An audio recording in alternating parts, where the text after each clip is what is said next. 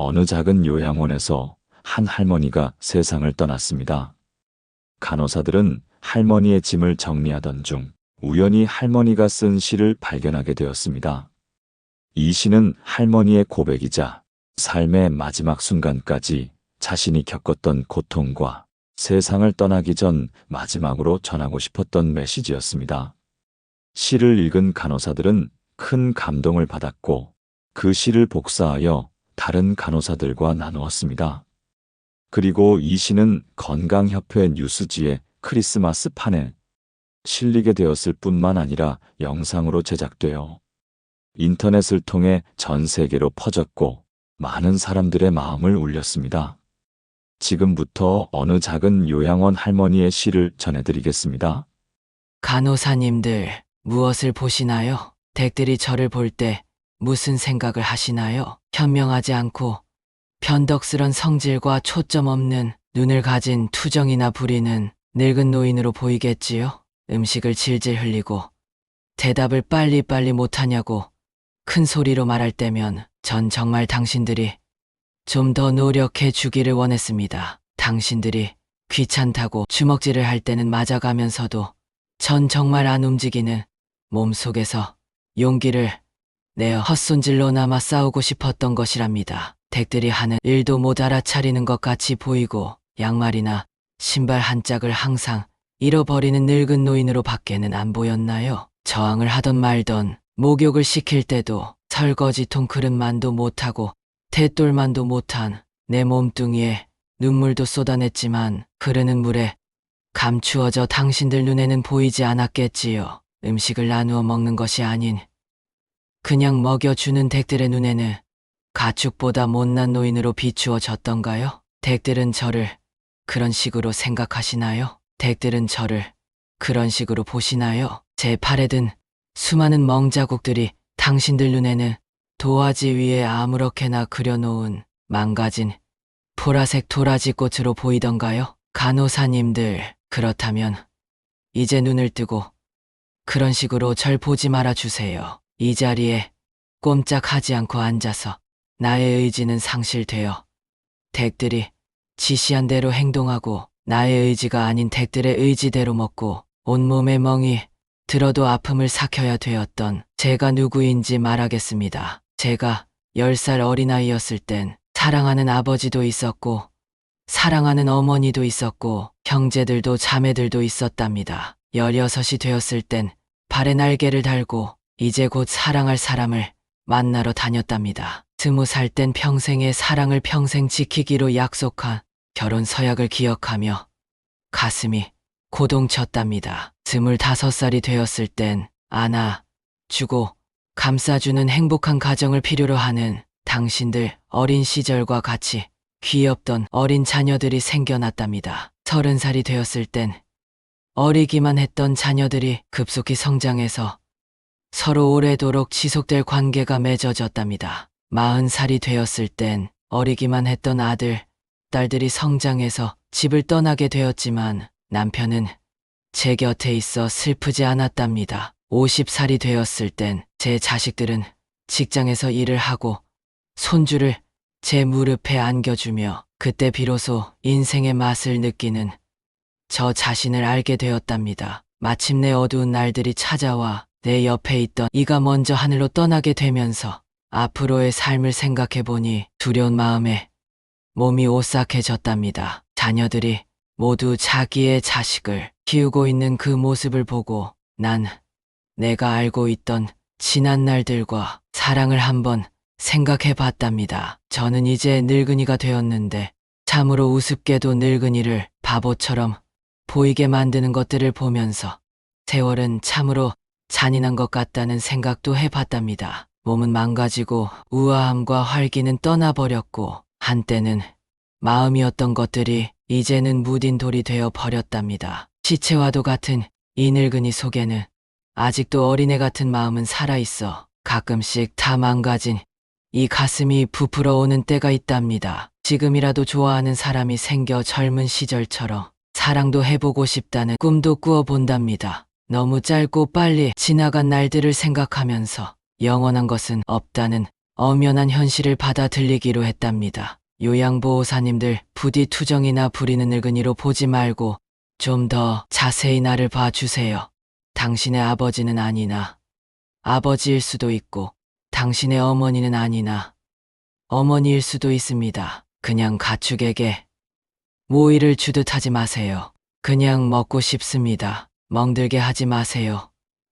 가슴 속에 멍을 안고 떠나지 말게 해주세요. 사는 동안 간절한 내 소망입니다. 이 시를 읽으며 우리는 그동안 지나쳤던 작은 일들, 간과했던 마음들을 다시 돌아보게 됩니다. 이 시를 통해 그 할머니는 세상을 떠나기 전에 자신이 겪었던 감정과 이야기를 남기고자 했습니다. 할머니는 결국 눈을 떠주세요라고 외쳤습니다.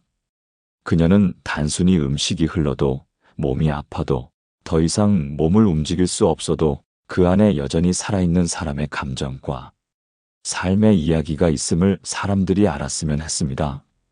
그리고 결국 그녀의 가장 큰 소망은 단지 투정하는 노인이 아닌 그저 사랑받고 존중받는 존재로서 나를 봐달라는 것이었습니다. 할머니는 단지 늙은 노인이 아니었습니다.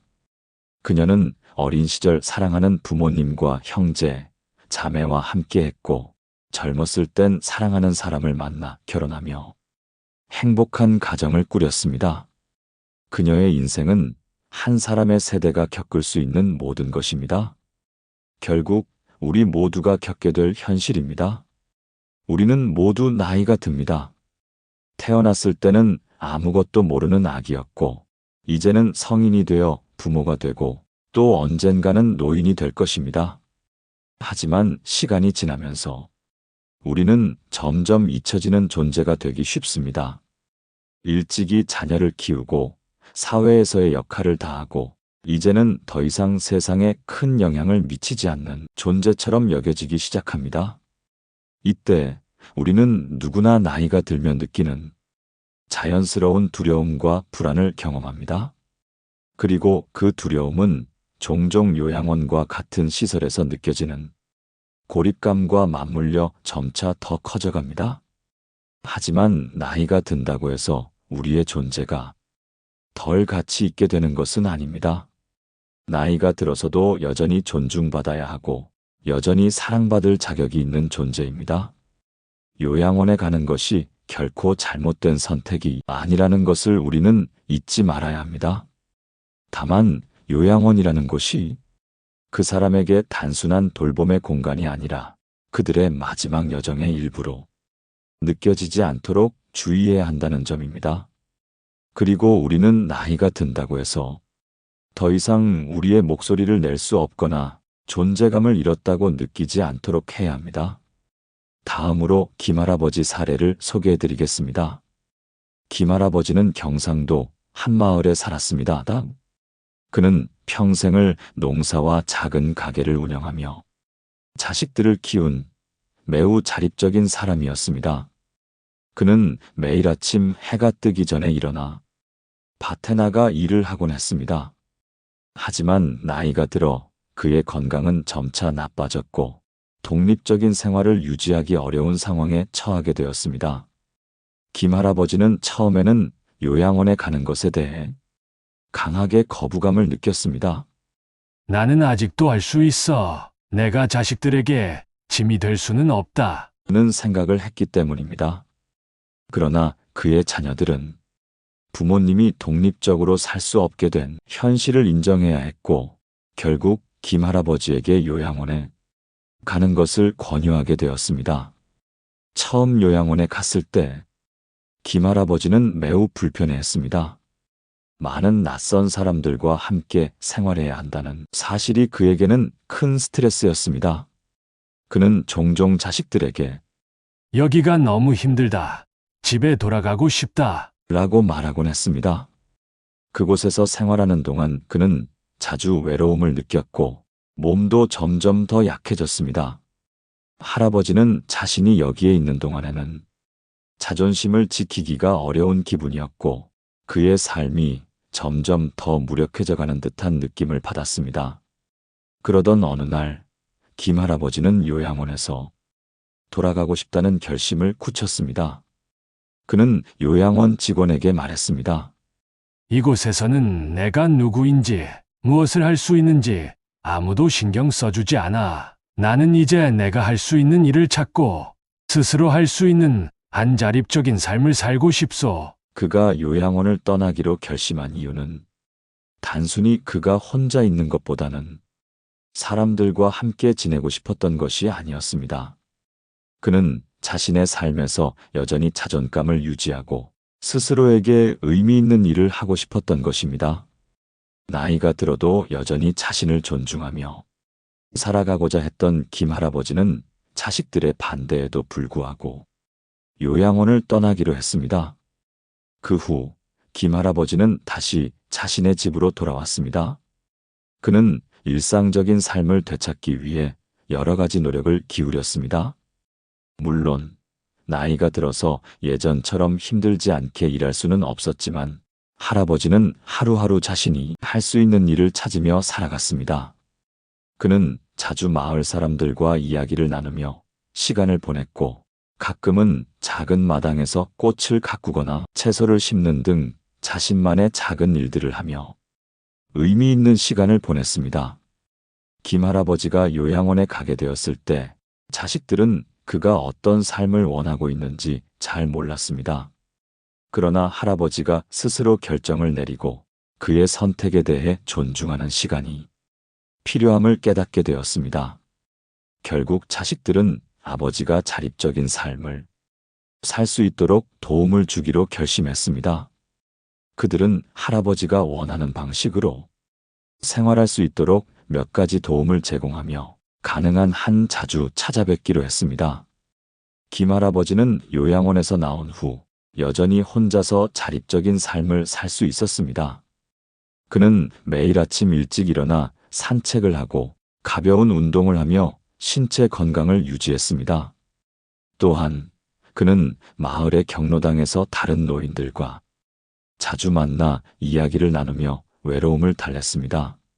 할아버지에게는 매일이 중요한 날이었고 스스로 의미 있는 일을 하며 살 수 있다는 것에 대해 큰 만족감을 느꼈습니다. 김 할아버지의 사례에서 중요한 것은 그는 나이가 들어도 여전히 자존감을 유지하고 싶어 했다는 점입니다. 요양원에서의 삶이 그에게 맞지 않았다는 것은 단순히 시설의 문제만이 아니었습니다. 그는 여전히 스스로 할 수 있는 일을 찾고 그 일을 통해 자신이 누구인지를 다시 발견하고 싶었던 것입니다. 결국 김 할아버지는 자신의 삶을 책임지고 자식들과 함께 서로 존중하며 살아가는 방법을 찾게 되었습니다. 그의 이야기는 많은 사람들에게 큰 교훈을 주었습니다. 나이가 들어간다고 해서 우리가 자존감을 잃고 주변에 의존하는 삶을 살아야만 하는 것은 아닙니다. 김 할아버지처럼 나이가 들어도 여전히 자립적인 삶을 살아갈 수 있는 방법을 찾는 것이 중요합니다. 나이가 들수록 우리는 더 많은 시간과 에너지를 자기 자신을 돌보는 데 쓰고 자존감을 유지하며 살아가는 방법을 배워야 합니다. 또한 이 사례는 가족과의 관계에서도 중요한 교훈을 남깁니다. 자식들이 부모를 돌보는 것은 그들의 의무일 수 있지만 부모 또한 자식들이 자신을 존중해주고 스스로 선택할 수 있는 권리를 가지고 있다는 것을 이해해야 합니다. 나이가 들수록 부모는 더 이상 자식에게만 의존하지 않고 자신의 삶을 선택하고 살아갈 수 있는 존재라는 점을 잊지 말아야 합니다. 결국 김 할아버지는 요양원에서 나온 후 자신의 삶을 주도적으로 살아가며 여전히 자존감을 잃지 않고 살았습니다. 그의 이야기는 나이가 들면 요양원에 가야 한다는 고정관념을 깨고 나이가 들어도 여전히 자립적으로 살 수 있는 방법을 찾아야 한다는 중요한 메시지를 전해줍니다. 요양원에 가지 않으려면 우리가 기억해야 할 3가지가 있습니다. 첫째, 건강한 신체 유지하기. 나이가 들수록 신체는 자연스럽게 약해지고 일상적인 활동에서 어려움을 겪기도 합니다. 하지만 그렇다고 해서 자신의 신체를 방치하면 결국 더 큰 문제로 이어질 수 있습니다. 신체적으로 건강을 유지하기 위한 노력은 요양원에 가지 않기 위한 첫 번째 단계입니다. 건강을 유지하는 방법에는 여러 가지가 있지만 가장 중요한 것은 꾸준한 운동과 균형 잡힌 식단입니다. 나이가 들어도 가능한 운동은 많습니다.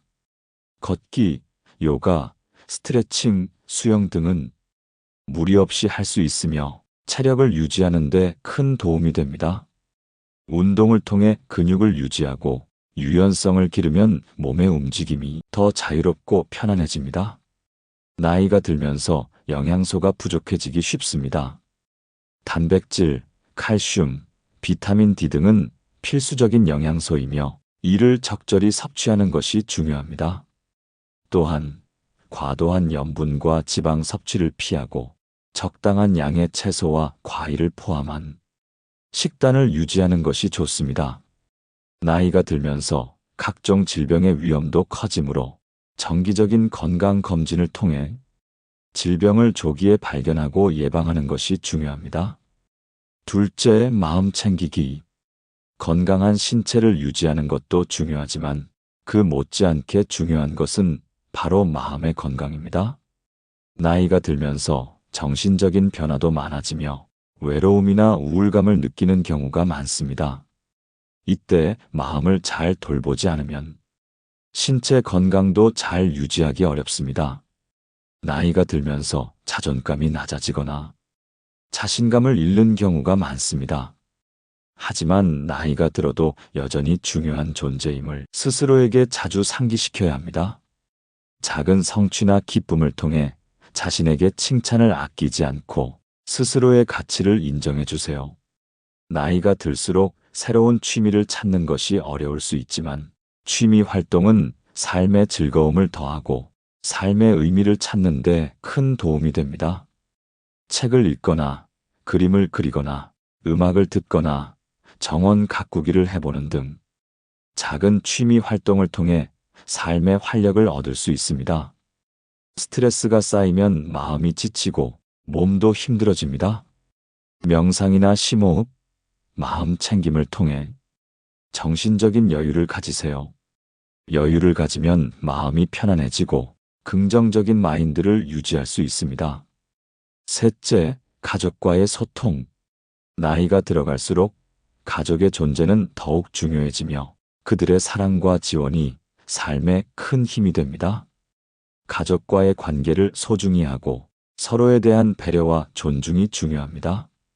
자녀나 가까운 사람들과의 소통을 통해 가족 간의 관계를 지속적으로 유지하는 것이 중요합니다. 자주 연락하고 함께 시간을 보내며 서로의 생각을 나누는 것이 관계를 강화하는 데 도움이 됩니다. 나이가 들어도 여전히 존중받고 사랑받는 존재라는 사실을 깨닫게 해주는 것은 가족의 배려입니다. 노인이 되면 자신의 신체적인 변화나 기억력 저하로 인해 가족에게 미안함을 느낄 수 있습니다. 그러나 그런 변화가 가족을 멀리하게 하지 않도록 배려와 이해가 필요합니다. 정부에서는 고령자들이 자택에서 보다 건강하고 행복하게 살아갈 수 있도록 여러 가지 혜택을 지원하고 있습니다. 요양원에 가지 않고도 집에서 건강하고 독립적인 생활을 할 수 있도록 돕는 다양한 복지 제도가 마련되어 있습니다. 장기요양보험은 고령자나 만성질환자, 신체적 혹은 정신적으로 자립적인 생활이 어려운 노인들이 받을 수 있는 혜택입니다. 이 보험은 65세 이상 노인 중 일상생활에서 도움이 필요하거나 질병으로 인해 기본적인 활동이 어려운 분들에게 요양 서비스나 보호자를 제공하는 제도입니다. 이 서비스를 받기 위해서는 노인의 신체적, 정신적 건강 상태를 평가하여 서비스가 필요한지 여부를 결정하는 과정이 필요합니다. 이를 위해 공공기관에서 직접 심사를 진행하므로 노인이 필요로 하는 돌봄 서비스에 대해 충분히 상담하고 신청할 수 있습니다. 제가 노인 돌봄은 집에서 돌봄을 받을 수 있는 서비스입니다. 노인들이 집에서 생활할 수 있도록 지원하는 제가 돌봄 서비스는 건강관리와 일상생활 지원을 포함한 여러 가지 서비스입니다. 이 서비스를 통해 가정 내에서 돌봄을 받을 수 있으며 전문 요양보호사가 일정한 시간 동안 집을 방문하여 식사, 목욕, 청소 등 필요한 서비스를 제공합니다. 방문 요양 서비스는 일상생활을 지원하는 서비스로 몸이 불편한 노인들을 위해 가정에서 방문 요양보호사가 식사를 챙기고 세면을 돕는 등의 서비스를 제공합니다. 방문 간호 서비스는 의사가 처방한 약을 관리하고 상처나 상해를 치료하는 등 의학적 돌봄을 제공하는 서비스입니다. 이를 통해 요양원에 가지 않고 자택에서 필요한 건강관리와 돌봄을 받을 수 있습니다. 그리고 노인들이 안전하게 자택에서 생활할 수 있도록 정부는 고령자 주택 개조 지원을 제공합니다. 나이가 들면서 신체적 변화가 많아지는데 이를 고려한 주거 환경 개선이 필요합니다.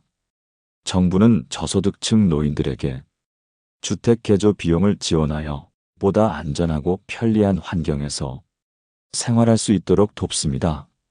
마지막으로 노인들이 고립되지 않고 사회와 소통할 수 있도록 돕는 사회 참여 프로그램도 정부에서 적극 지원합니다. 노인들이 사회 활동에 참여하고 자존감을 유지할 수 있도록 다양한 프로그램이 마련되어 있습니다. 노인 일자리 사업은 노인들이 경제적으로 자립할 수 있도록 하는 노인 일자리 사업은 매우 중요한 제도입니다. 자원봉사 활동, 공공기관에서 일하는 일을 제공하여 소득을 창출할 수 있도록 지원합니다. 이를 통해 자존감을 높이고 사회적 고립을 피할 수 있습니다. 평생교육 프로그램은 정부에서 노인들을 위한 평생교육 프로그램을 운영하여 취미활동, 자기개발을 돕고 있습니다. 이는 노인들이 더 많은 사회적 관계를 맺고 삶의 질을 향상시키는 데 큰 도움이 됩니다. 요양원에 가는 것은 나쁜 일이 아닙니다.